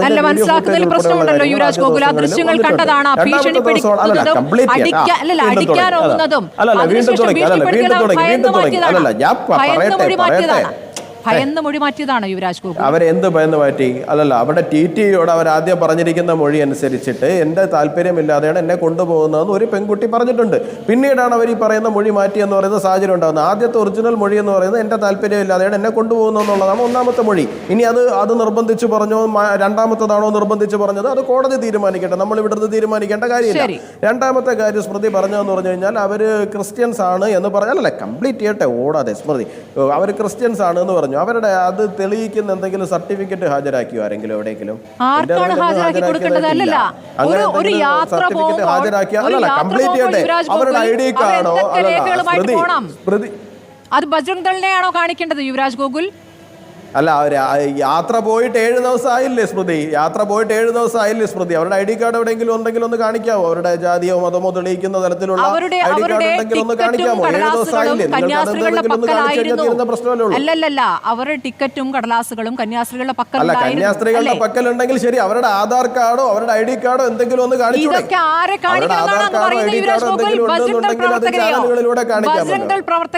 നിങ്ങളെപ്പോലുള്ള ചാനലുകൾ അക്ഷമയാകാതിരിക്കൂ സ്മൃതി. ഉത്തരം മുട്ടുമ്പോൾ അക്ഷമരാകാതിരിക്കൂ സ്മൃതി. ഉത്തരം മുട്ടുമ്പോൾ അക്ഷമയാകാതിരിക്കൂ. 7 ദിവസമായിട്ട് നിങ്ങൾ അവരുടെ ID കാർഡ് എന്തെങ്കിലും പുറത്ത് കാണിക്കാൻ പറ്റുന്നില്ല എന്ന് മാത്രമേ ഞാൻ ചോദിച്ചുള്ളൂ. നിങ്ങൾ അതിന് ഇത്ര അക്ഷമയാകേണ്ട കാര്യമൊന്നുമില്ല. അവര് 18 വയസ്സ് കഴിഞ്ഞു എന്ന് പറഞ്ഞു. ഞാൻ ചോദിക്കട്ടെ, ഈ 18 അത് മനസ്സിലാവുന്നു, അത് കണ്ടുകൊണ്ടിരിക്കുന്നവർക്ക് മനസ്സിലാവുന്നുണ്ട്. അത് കണ്ടുകൊണ്ടിരിക്കും. അങ്ങോട്ടേക്ക് ഒരു ചോദ്യം വന്നപ്പോൾ സ്മൃതി ഇങ്ങനെ കിടന്ന് ബേളം വെക്കാതിരിക്കും. ഞാൻ മൂന്നാമത്തെ പോയിന്റ് ഞാൻ പറയട്ടെ. മൂന്നാമത്തെ പോയിന്റ് സ്മൃതി പറഞ്ഞു ഒരു 18 വയസ്സ് കഴിഞ്ഞു. ശരി, എവിടെ ID കാർഡ് എന്നാണ് ഞാൻ ചോദിക്കുന്നത്, അവരുടെ ഏജ് തെളിയിക്കുന്ന.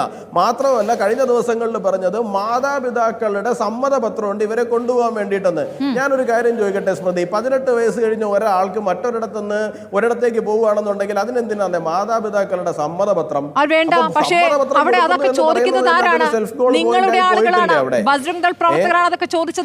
അല്ല, അവിടെ ആര് സ്വാഭാവികമായിട്ട് ചോദിക്കേണ്ടി വരും. മനസ്സിലായില്ല, കേട്ടില്ല. ബജ്രംഗ് ദൾ പ്രവർത്തകരുടെ നിയമവാഴ്ചയല്ലേ? അവരാണ് നിയമം നിശ്ചയിക്കുന്നത്. അവരാണ് ആരെങ്ങോട്ട് പോകണമെന്ന് നിശ്ചയിക്കുന്നത്. അവരാണ് ആരെന്ത് പ്രാർത്ഥിക്കണമെന്ന് നിശ്ചയിക്കുന്നത്. അവരാണ് എന്ത് വസ്ത്രം ധരിച്ചിറങ്ങണമെന്ന് തീരുമാനിക്കുന്നത്. കന്യാസ്ത്രീകളെ വേഷം ഇട്ട് പുറത്തേക്ക് പോകാൻ പറ്റാത്ത അവസ്ഥയുണ്ടെന്ന് പറഞ്ഞത് അവിടുത്തെ പുരോഹിതരാണ്.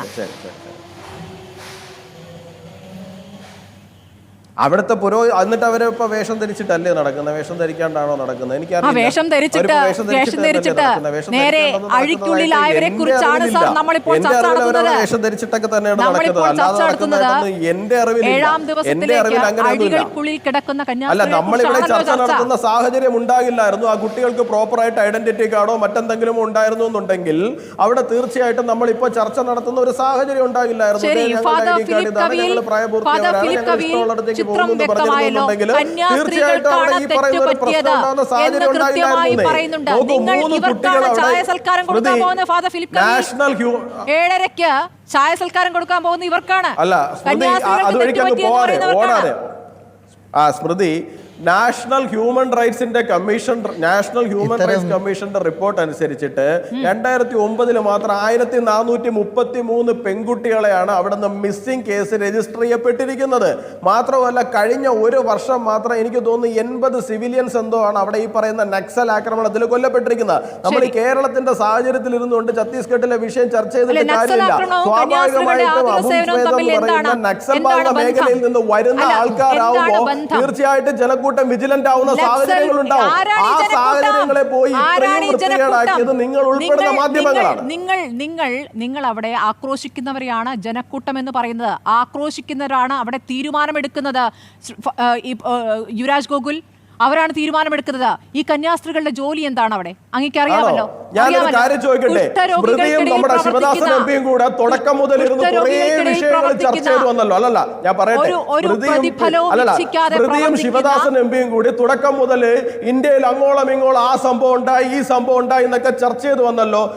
ഒരു തവണയെങ്കിലും പാൽക്കാറിലെ 2 ഹിന്ദു സന്യാസിമാരെ CPM-ന്റെ MLA ഉള്ള സ്ഥലമാണ് ജനക്കൂട്ടം തല്ലിക്കൊന്നതിന്റെ സംഭവം നിങ്ങൾ പറഞ്ഞോ? നിങ്ങൾ പറയില്ല. കാരണം നിങ്ങൾ സെലക്റ്റീവ് ആണ്. ഇന്ത്യയിൽ അങ്ങോളം ഇങ്ങോളം അത്തരത്തിലുള്ള വിഷയങ്ങളൊക്കെ ഉണ്ട്. അവിടെ കേരളത്തിൽ മധു എന്ന് പറയുന്ന ഒരു പാവപ്പെട്ട ആദിവാസി ചെറുപ്പക്കാരനെ ജനക്കൂട്ടം വളഞ്ഞിട്ട് തല്ലിക്കൊല്ലുന്ന സാഹചര്യം ഉണ്ടായില്ലേ? ഇവിടെ ജനക്കൂട്ടം തല്ലുന്ന സാഹചര്യം ഒന്നും ഉണ്ടായില്ലല്ലോ. ആ ജനക്കൂട്ടം പോലീസ് സ്റ്റേഷനിൽ പരാതി പറയുക അല്ലെങ്കിൽ റെയിൽവേ പോലീസിനോട് പരാതി പറയുന്ന സാഹചര്യമല്ലേ ഉണ്ടായിട്ടുള്ളൂ. ചർച്ച ചെയ്യാതിരുന്നിട്ടില്ലല്ലോ. അത് നമ്മൾ ചർച്ച അന്ന് ചർച്ച ചെയ്തിട്ടില്ല. ഇപ്പോഴും നിങ്ങൾക്കത് പറയാൻ വേണ്ടിയിട്ട് ഭയമാണ്. നിങ്ങൾ ആ വഴിക്ക് പോകാനേ താല്പര്യപ്പെടുന്നില്ല. നിങ്ങൾ ലോകത്തുള്ള മുഴുവൻ വിഷയങ്ങളും പറയും. നിങ്ങൾ ലോകത്തുള്ള മുഴുവൻ വിഷയങ്ങളും പറയും. പക്ഷേ പാൽക്കാറിൽ ആ 2 ഹിന്ദു സന്യാസിമാരുടെ നിൽക്കട്ടെ. ഇപ്പൊ നോക്കൂ, നിങ്ങൾ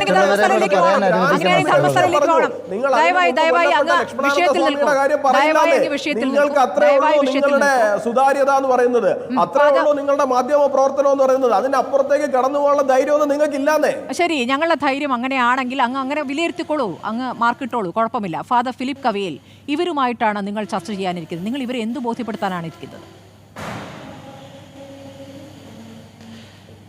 ഇവർ ബോധ്യപ്പെടുത്തി നമ്മളിപ്പോൾ പറഞ്ഞുകൊണ്ടിരിക്കുന്ന കാര്യത്തിൽ ഒരു കാര്യം നമ്മൾ വ്യക്തമായി മനസ്സിലാക്കണം. ഈ പാവപ്പെട്ട 2 സിസ്റ്റർമാരെ അവിടെ ആൾക്കൂട്ട വിചാരണ നടത്തുക തന്നെയാണ് ചെയ്തത് എന്ന് ആരൊക്കെ എന്തൊക്കെ വെളുപ്പിക്കാൻ ശ്രമിച്ചാലും ഇന്ത്യ മൊത്തം, അതിനു പുറമെ ലോകം മുഴുവൻ മാധ്യമങ്ങളിലൂടെ കണ്ടതാണ്. മാധ്യമങ്ങൾ സത്യത്തിന് വേണ്ടി നിലകൊള്ളുമ്പോൾ മാധ്യമപ്രവർത്തകരെ അപമാനിക്കുന്നതിൽ നിന്ന് തന്നെ നമുക്ക് മനസ്സിലാക്കാൻ സാധിക്കും എന്തൊക്കെയോ അവർക്ക് മറയ്ക്കുവാനുണ്ട് എന്നുള്ളത്. അദ്ദേഹം ബഹളം വെച്ചതുകൊണ്ട് സത്യത്തെ നിത്യകാലത്തേക്ക് മൂടിവെക്കാൻ സാധിക്കില്ല. അത് മാധ്യമപ്രവർത്തകർ വളരെ ശക്തമായി പ്രവർത്തിക്കുന്നത് കൊണ്ടാണ് ഈ സത്യം പുറത്തു വരുന്നത് എന്ന് നമ്മൾ ആദ്യം അംഗീകരിക്കണം. ഇനി ഈ ആൾക്കൂട്ട വിചാരണയുടെ കാര്യം, ഈ TTRൻ്റെ കാര്യം പറഞ്ഞു. TTR എന്തെങ്കിലും ഒരു പ്രശ്നം കണ്ടാൽ അത് ബജറംഗ് ദൾ ആളുകളെയാണോ അറിയിക്കേണ്ടത് അതോ പോലീസ് അധികാരികളെയാണോ അറിയിക്കേണ്ടത്? ഇവിടെ എന്താണ് സംഭവിച്ചിരിക്കുന്നത്? ഈ TTR ബജറംഗ് ദളിൻ്റെ പ്രവർത്തകരെ അറിയിച്ച് ആൾക്കൂട്ടം അവിടെ സംഘടിക്കുകയാണ്. അതാണോ ഇന്ത്യയിലെ ജനാധിപത്യം? അതാണ് ഇവിടുത്തെ നിയമവാഴ്ച? എനിക്ക് പറയാനുള്ളത് അവിടെ നിയമവാഴ്ചയല്ല, ഭീകരവാഴ്ചയാണ് നടക്കുന്നത്. ഈ ഭീകരവാഴ്ച ഉത്തരേന്ത്യൻ സംസ്ഥാനങ്ങളിലാകെ പടർന്ന് കയറുന്ന സ്ഥിതിവിശേഷം ഇന്നുണ്ട്. എണ്ണത്തിൽ കുറവായതുകൊണ്ട്, ന്യൂനപക്ഷമായതുകൊണ്ട് ഞങ്ങളെ അങ്ങ് ഇല്ലായ്മ ചെയ്തേക്കാനാണ് നിങ്ങൾ വിചാരിക്കുന്നതെങ്കിൽ അത് നിങ്ങൾ ജനാധിപത്യത്തെ ബഹുമാനിക്കാത്തത് കൊണ്ടാണ് എന്ന് തുറന്നു പറയുവാൻ ഞാൻ ആഗ്രഹിക്കുകയാണ്. ഇതേ കാര്യം നമ്മൾ എടുത്തു നോക്കണം. ഈ മതപരിവർത്തനമാണല്ലോ നിങ്ങളുടെ ഒരു വലിയ വിഷയം. ആരെയാണ് നിങ്ങൾ ഈ മതപരിവർത്തനം നടത്തുന്നത് പറയുന്നത്? ആദിവാസികളെയാണ് നിങ്ങൾ പറയുന്ന മതപരിവർത്തനം നടത്തുന്നത്. ഈ ആദിവാസികളുടെ സ്ഥിതി എന്താണ്? ഈ ആദിവാസികളെ നിങ്ങൾ ആരാണ് കൈകൊടുത്ത് ഒന്ന് ഉയർത്താൻ ശ്രമിക്കുന്നത്? അവർക്ക് വിദ്യാഭ്യാസം ലഭിക്കുന്നുവെന്ന് കാണുമ്പോൾ, അവർക്ക് ജീവിതത്തിൽ പുരോഗതി ഉണ്ടാകുന്നുവെന്ന് കാണുമ്പോൾ അത് മതത്തിൻ്റെ മേഖലയിലേക്ക് നിങ്ങൾ കൊണ്ടുവരികയാണ്. ബഹുമാനപ്പെട്ട സിസ്റ്റേഴ്സ് അവിടെ ചെയ്യുന്നത് മതപരിവർത്തനം അല്ല, അവർ സാമൂഹിക പരിഷ്കാരത്തിനുള്ള കാര്യങ്ങളാണ് ചെയ്യുന്നത്. വിദ്യാഭ്യാസമില്ലാത്തവർക്ക് വിദ്യാഭ്യാസം നൽകുന്നു. രോഗികളായിട്ടുള്ള, കുഷ്ഠരോഗികളായിട്ടുള്ള, അതുപോലെ ഉപേക്ഷിക്കപ്പെട്ട മനുഷ്യരെ നോക്കാം. നിങ്ങൾ തന്നെ ശ്രദ്ധിച്ച് നോക്കുക, ആരെയാണ് അവർ ശുശ്രൂഷിക്കുന്നത്? അവിടെയുള്ള മേലാളന്മാർ ഉപേക്ഷിച്ച ആളുകളെയാണ് ഇവർ ശുശ്രൂഷിക്കുന്നത്. ഈ സിസ്റ്റർമാരുടെ അല്ലെങ്കിൽ ക്രിസ്ത്യാനികളുടെ, പച്ചയ്ക്ക് പറഞ്ഞാൽ ക്രിസ്ത്യാനികൾ നടത്തുന്ന ആതുര ആലയങ്ങളിൽ പോയി ശുശ്രൂഷ മേടിച്ചിട്ടുള്ള ആളുകളെ എത്ര പേരെ ഞങ്ങൾ മതം മാറ്റിയിട്ടുണ്ട്? ഞങ്ങളുടെ ക്രൈസ്തവ സ്കൂളുകളിൽ പഠിച്ചിട്ടുള്ള എത്ര പേരെ ഞങ്ങൾ മതം മാറ്റിയിട്ടുണ്ട്? ഉദാഹരണത്തിന് LK അദ്വാനി മുതൽ നിർമ്മല സീതാരാമൻ വരെയുള്ള BJPയുടെ സമുന്നതരായ നേതാക്കന്മാർ ക്രിസ്ത്യൻ സ്കൂളിൽ പഠിച്ചവരാണ്. ഈ പറയുന്ന ഇപ്പോൾ ഈ പ്രശ്നം നടക്കുന്ന സംസ്ഥാനത്തിൻ്റെ മുഖ്യമന്ത്രി ഏത് സ്കൂളിൽ പഠിച്ച ആളാണ് എന്ന് താങ്കളൊന്ന് അന്വേഷിച്ച് നോക്കണം. എന്നിട്ട് എന്തേ അദ്ദേഹത്തെ മതം മാറ്റാൻ പറ്റാത്തത്? അപ്പോൾ അങ്ങനത്തെ ഉടായ്പകൾ പറഞ്ഞ് നിങ്ങൾ ലോകത്തെ തെറ്റിദ്ധരിപ്പിക്കാൻ നമ്മുടെ മുന്നിൽ കണക്കുണ്ടല്ലോ. ഇപ്പോൾ ഛത്തീസ്ഗഡിൽ 2% മാത്രമേ ക്രിസ്ത്യാനികൾ ഉള്ളൂ. ഈ പറയുന്ന എത്രയോ പെൺകുട്ടികളെ കാണാതായി എന്നൊരു കണക്ക് അദ്ദേഹം പറഞ്ഞല്ലോ. അങ്ങനെയാണെങ്കിൽ കൊല്ലപ്പെട്ട ക്രിസ്ത്യാനികളുടെ കണക്ക്, ആക്രമിക്കപ്പെട്ട പള്ളികളുടെ കണക്ക്, ആക്രമിക്കപ്പെട്ട പുരോഹിതരുടെ കണക്ക്, അങ്ങനെ ഒരു കണക്ക് കൂടിയുണ്ട്. ആ കണക്കിന് കൂടി BJP മറുപടി പറയേണ്ടി വരും. ഞാൻ ശിവദാസിലേക്ക് വരാം. ശ്രീ ശിവദാസ്, ഈ 2% താഴെ മാത്രമേ അവിടെ ക്രിസ്ത്യാനികളുള്ളൂ, അതുകൊണ്ട് തന്നെ അവരെ ആക്രമിച്ചാൽ ഒരു കുഴപ്പവുമില്ല എന്ന ഒരു ആലോചന കൂടി ഇതിന് പിന്നിലുണ്ടാകുമല്ലോ. അങ്ങയുടെ പ്രതികരണം എനിക്ക് ഇടവേളയ്ക്ക് ശേഷം വേണം. ഡോക്ടർ വി ശിവദാസൻ MP, ഇപ്പോൾ രാജീവ് ചന്ദ്രശേഖരന്റെ പോസ്റ്റ് ഞാൻ വായിക്കാം, ഫേസ്ബുക്ക് പോസ്റ്റ്. കോൺഗ്രസും ഇടതുപക്ഷവും നടത്തുന്ന വെറും നാടകവും അവസരവാദ രാഷ്ട്രീയവുമാണ്. കഴിഞ്ഞ ദിവസങ്ങളിൽ ജയിലിലും കോടതിക്കും പുറത്തുവെച്ച് നടത്തിയ അനാവശ്യ നാടകങ്ങളും പ്രതിഷേധങ്ങളും ഛത്തീസ്ഗഡിലെ കന്യാസ്ത്രീകൾ നേരിടുന്ന സാഹചര്യത്തെ കൂടുതൽ വഷളാക്കാനും സങ്കീർണമാക്കാനും മാത്രമാണ് ഉപകരിച്ചത്. അതിന്റെ അവസാന ഭാഗമാണ് പ്രത്യേകം ശ്രദ്ധിക്കേണ്ടത്. അന്വേഷണത്തിന് സുതാര്യത ഉറപ്പുവരുത്തുന്നതിനും എല്ലാവിധ സമ്മർദ്ദങ്ങളും ഒഴിവാക്കാനുമായി ഗൗരവമേറിയ ഇത്തരം വിഷയങ്ങൾ കൈകാര്യം ചെയ്യുന്ന പ്രത്യേക കോടതിയിലേക്ക് കേസ് മാറ്റി. എങ്ങനെയുണ്ട്?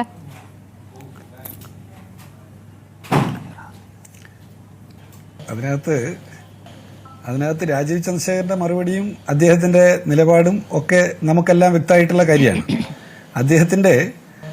അദ്ദേഹത്തിന്റെ സമീപനങ്ങൾ കേരളത്തിലെ ജനങ്ങൾക്ക് മുമ്പിൽ അപഹാസ്യമായിക്കൊണ്ടിരിക്കുന്നു എന്നുള്ളത് മാത്രമാണ് ആ കാര്യത്തിൽ പറയാനുള്ളത്.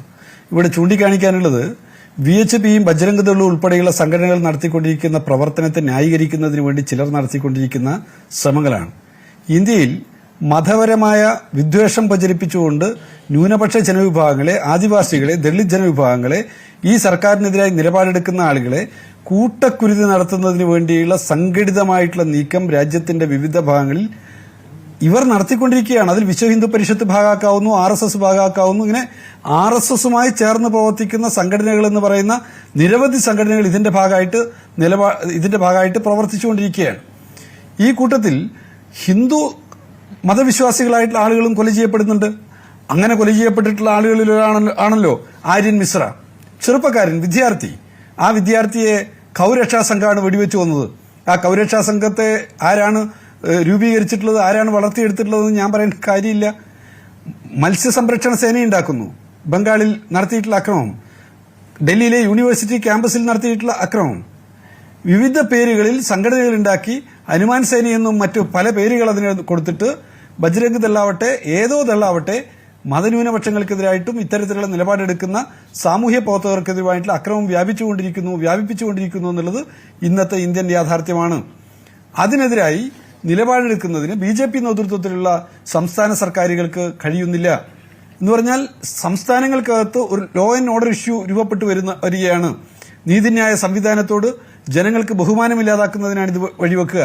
നിയമവാഴ്ച തകർന്നു കഴിഞ്ഞാൽ പിന്നെ ഉണ്ടാവാൻ പോകുന്നത് എന്താണെന്ന് വിശദീകരിക്കേണ്ടുന്ന കാര്യമില്ല. ഇന്ത്യ എന്നുള്ളത് ഒരു ഹിന്ദു പാകിസ്ഥാനാണ് എന്ന് ചിലർ വിശേഷിപ്പിക്കുന്ന നിലയിലേക്ക് കൊണ്ടുപോകുന്നതിന് വേണ്ടിയാണ് RSS ശ്രമിക്കുന്നത്, BJP ശ്രമിക്കുന്നത്. ഇന്ത്യ മതനിരപേക്ഷതയുടെ മഹാഗോപുരമാണ് എന്ന് പറയാനും ഇവർക്കെതിരായി നിലപാടെടുക്കാനും കഴിയണം. പിന്നെ ജയിലിന്റെ പുറത്തും കോടതിക്ക് പുറത്തും മുദ്രാവാക്യം വിളിച്ചിട്ടുള്ള ബജ്രംഗ് ദളിന്റെ ആളുകൾ എന്താണ് പറഞ്ഞിട്ടുള്ളത്?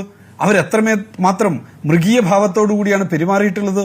വിശ്വ ഹിന്ദു പരിഷത്തിന്റെയും ബജ്രംഗ് ദളിന്റെയും RSSനൊപ്പം നിൽക്കുന്ന സംഘടനകളുടെയും എല്ലാം ഒരു പൊതുമുഖമാണ് ബജ്രംഗ് ദളിന്റെ സ്ത്രീകൾ ഉൾപ്പെടെയുള്ള പ്രവർത്തകന്മാർ അവിടെ പ്രകടിപ്പിച്ചിട്ടുള്ളത്. അത് നമ്മുടെ രാജ്യത്തിന് ഒരിക്കലും അംഗീകരിക്കാനാവുന്നതല്ല. ഈ കൂട്ടക്കൊലകളുടെ സമയങ്ങളിൽ, ഈ വേട്ടയാടലുകളുടെ സമയത്ത് നിശബ്ദരായി നിൽക്കുന്ന എല്ലാ ആളുകളോടും ഞങ്ങൾക്ക് അഭ്യർത്ഥിക്കാനുള്ളത്, നിശബ്ദരായി നിന്നാൽ നാളെ നിങ്ങൾക്കെതിരെയും അവർ വരും. അപ്പോൾ നിങ്ങൾക്കായി ശബ്ദിക്കാൻ ആരും ഉണ്ടാവില്ല എന്നുള്ള കാര്യമാണ്. അതുകൊണ്ട് എല്ലാ മനുഷ്യരും കൈകോർത്ത് പിടിക്കുക തന്നെ വേണം. ഇവിടെ പറഞ്ഞിട്ടുള്ള കൂട്ടത്തിൽ ചില പേരുകൾ പറയുണ്ടായി. മഹാരാഷ്ട്രയിൽ ഉൾപ്പെടെയുള്ള സംഭവങ്ങൾ, അതിലൊക്കെ അവിടങ്ങളിലെ സർക്കാർ കർശനമായ നിലപാടെടുക്കുക.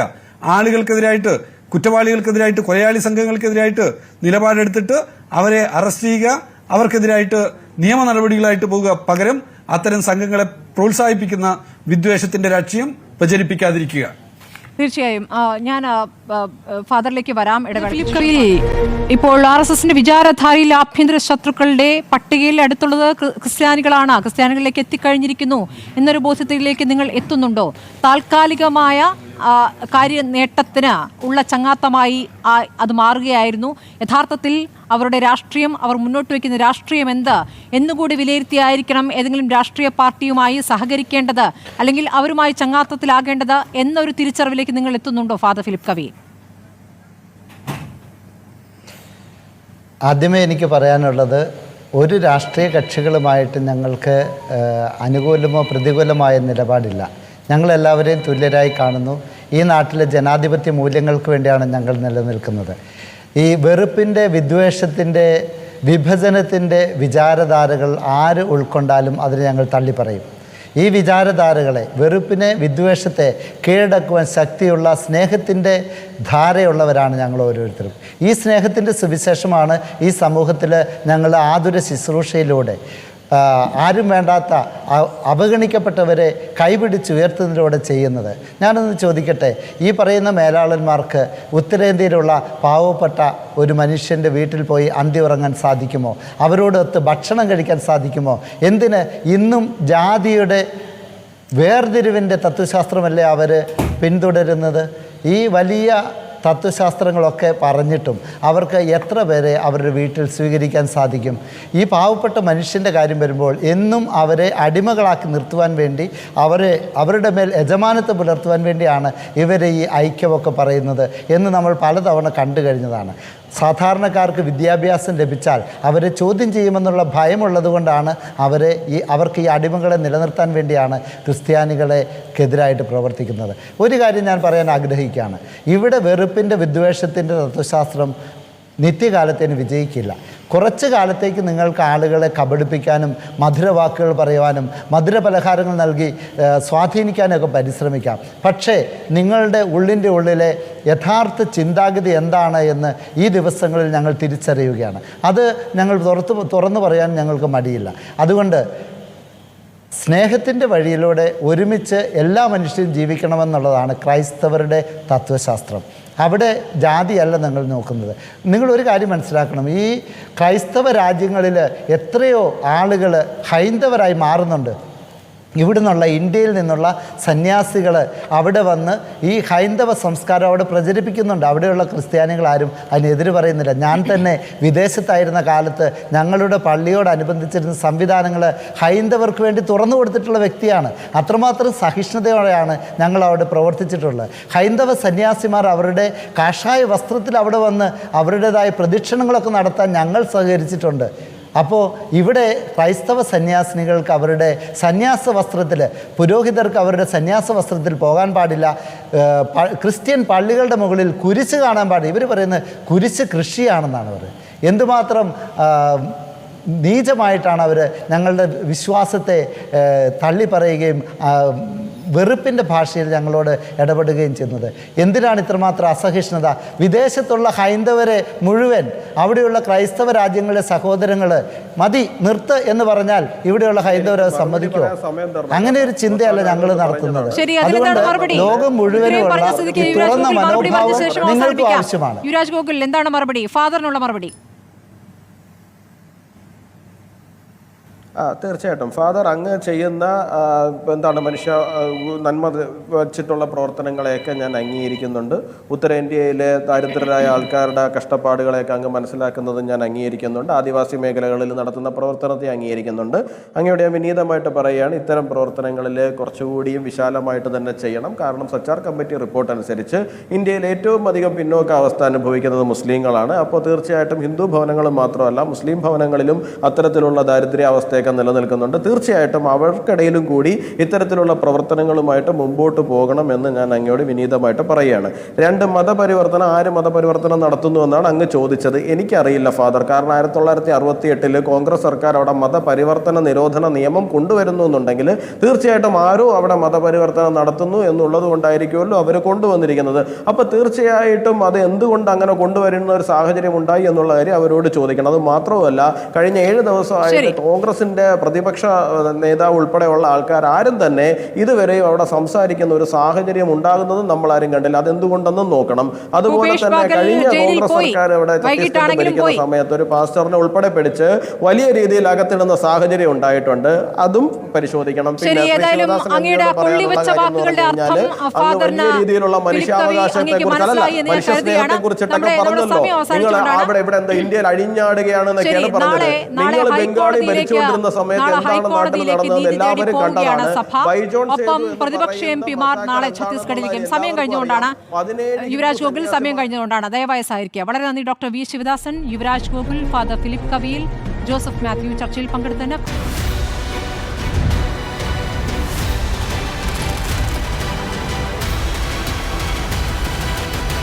ഡിബേറ്റ് വിത്ത് സ്മൃതി പരുത്തിക്കാട്.